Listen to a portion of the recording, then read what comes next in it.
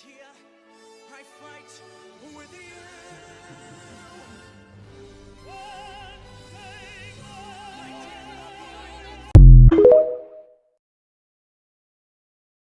These are all the books that I'm hoping to read this month. This is my June TBR. First up, we have Wuthering Heights. Tell me why I'm kind of scared for this one.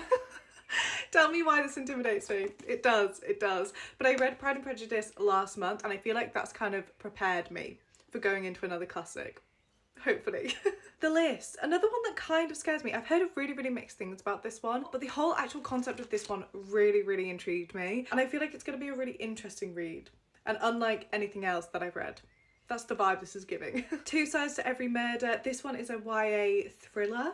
Psychological thriller, I want to say. I just have a feeling with this one that I'm gonna love it. Eleanor Oliphant is completely fine. This one has been on my TBR for so long and I'm just so excited to see what it's actually about and what it's like. I've honestly heard nothing but amazing things. Pretty Little Liars. I love this TV show. When I tell you I love this TV show, and I actually found this in a charity shop and I just thought it'd be so interesting to read it and see how similar the show is to the actual book. Pictures of You by Emma Gray. This is a second chance romance, but it feels like a romance with a lot of depth to it as well. I think it's basically all centered around the amnesia trope, and there's also a high school best friend that's like trying to help her recover her memories.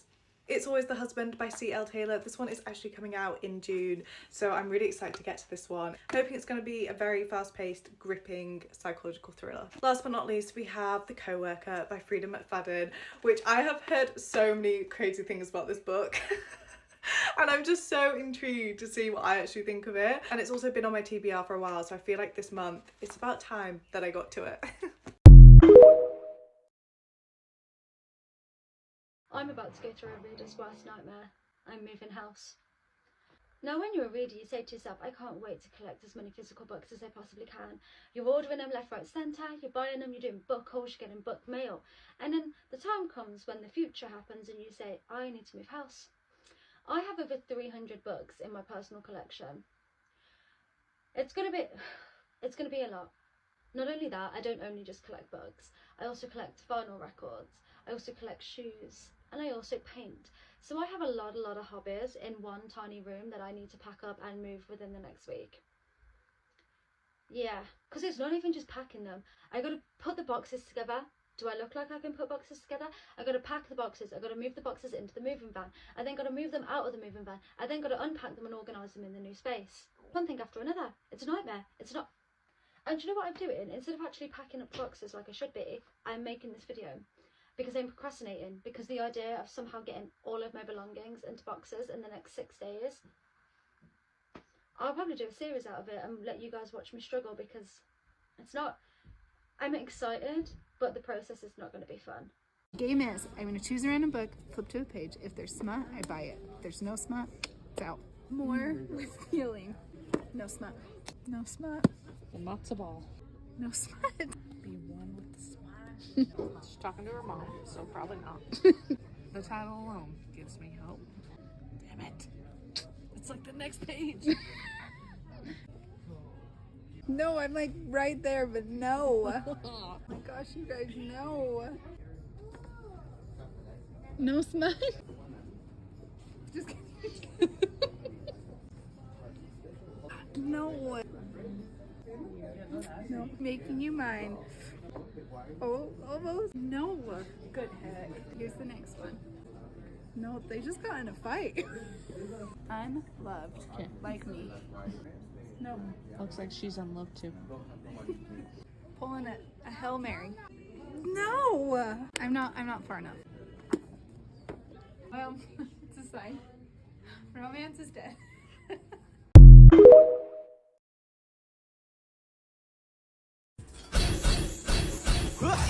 Hey, la la la.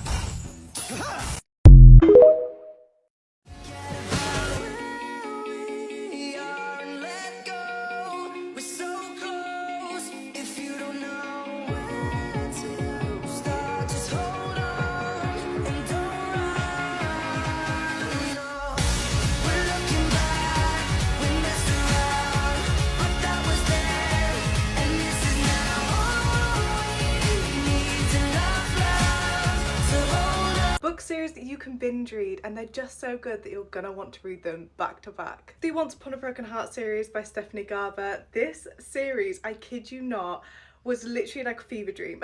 A magical, whimsical fever dream. I do just want to preface this by saying that I personally didn't read the Caraval series before I went into this. I would say that if you want to read the Caraval series, if that's something that interests you, then definitely read it before this one. But if you want to go straight into this series without reading the Caraval series, you definitely can. The second book, especially in this series, I haven't recovered from. The Ballad of Never After, I have never experienced a book hangover like I experienced it with this one. This whole series was just a wild ride.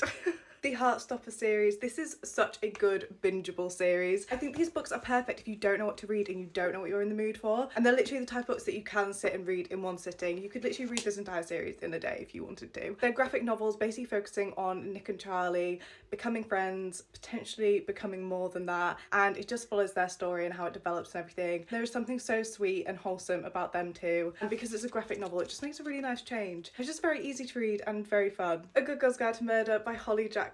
This whole series is so good. I absolutely love how it literally feels like we're solving things alongside Pip, our main character. Throughout this whole series, it literally feels like we're alongside her. And this series is so fun because of the format of these books. We have like transcripts in here and pictures, and it just makes it so fun and interesting to read, and you literally don't even feel like you're reading. And then I'm gonna recommend We Were Liars by E. Lockhart and Family of Liars. This isn't really a series. I mean, it is, but it isn't. We have We Were Liars, which is the first book, but then we have Family of Liars, which is a prequel. And I feel like not many people actually know about this one, but if you liked We Were Liars, definitely read this one because it has the exact same vibe. I'm also recommending this before the TV show comes out because it literally comes out next month. I'm beyond excited for it. But these are both such interesting, fast-paced, easy psychological thrillers, and it's definitely one that you can binge read as well because they're both quite short, and the writing style is so unique and interesting and literally just has you hooked from the first chapter. And there's something about this one that I literally cannot stop thinking about.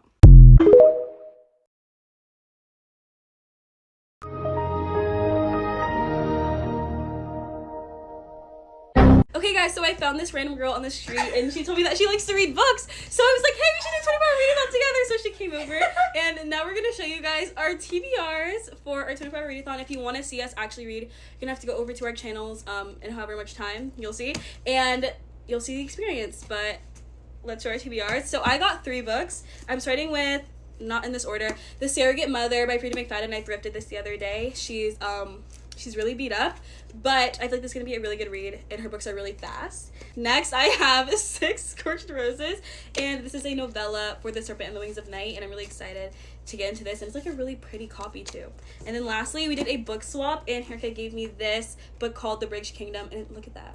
Look at that. Yeah, she's so pretty, and I have no idea what this book's about, but I have a good feeling. I think you're gonna like I hope I do. So that is my TBR. it. Okay, here's mine. This is our book swap. The Prison Healer. This has been on my TBR forever. Normal People by Sally Rooney. I only picked this up because it's so short. Hopeless by Elsie Silver. The 5th book in the... Wait, what series is this? Chestnut Spring series, sorry. And then this Woven Kingdom by Tahira Mafi, my queen. We love her. We love her. Stan. Okay guys, if you want to see more, go over to YouTube. Amazing Grandpa. Amazing Dad. Yeah, it's meant to be. Welcome to another 24-hour reading challenge. A challenge where I try to read as much as possible in 24 hours and I only pause to sleep. And whenever I'm not reading a physical copy, I listen to an audiobook, and today I'm listening to Forever Interrupted by Taylor Jenkins Reid. But of course the main goal is to try to tackle my physical TBR.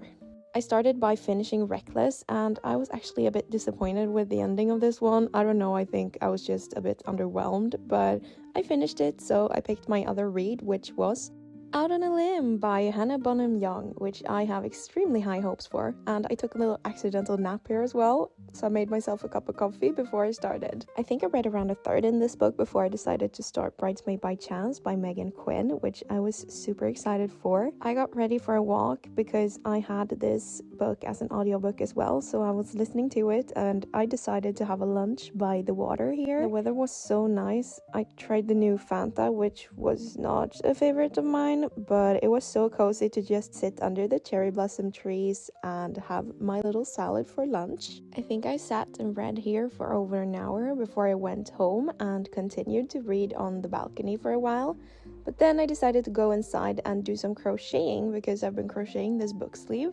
A while after that, I took a shower and then I continued to read Out on a Limb on the balcony, and I finished it. It was so good, and I had a little cry, as you can see here as well.